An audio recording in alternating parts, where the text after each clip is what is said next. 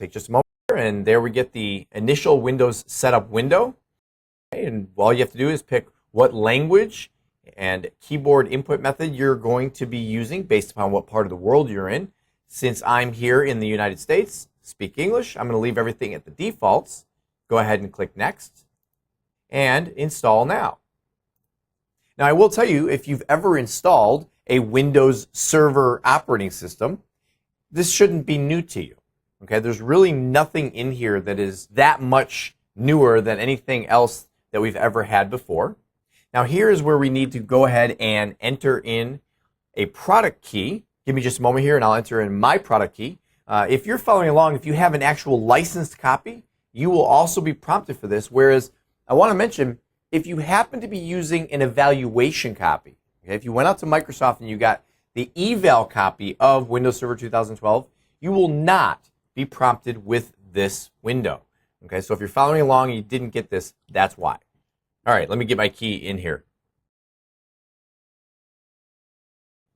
Once the key has been entered, you go ahead and click Next. And this is something else that's a little bit interesting about how things work with Windows Server 2012, and that is because the key that I entered happened to be a key specific for Windows Server 2012 Standard Edition, the only options I get here are Windows Server 2012 Standard, either with a GUI or the Server Core installation. Now, if I would have entered my key for Data Center Edition, then I would have seen that as a choice. Or again, if you're using the evaluation version, then you would see both show up here. You would see both Standard and Data Center. And when it comes to editions, I will tell you, those are the only two editions that you will find through the retail outlet. Okay, Microsoft simplified this right down to two versions through the retail outlet, either Standard or Data Center.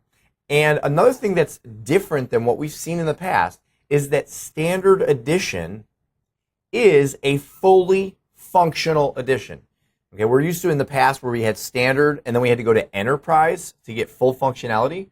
Well, now Standard is full functionality, and the only real difference between Standard Edition and Data Center Edition has to do with the number of virtual machines that you are licensed to use. And the short version is that Standard has a limit and Data Center does not.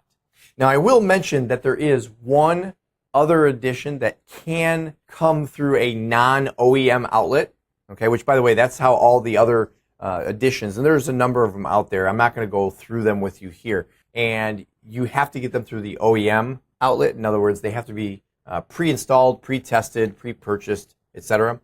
There is one other version that does not fall into that, and that is if you were to buy Windows Server 2012 Hyper-V. Okay, that's the one other edition that you could get, is just the straight Hyper-V edition.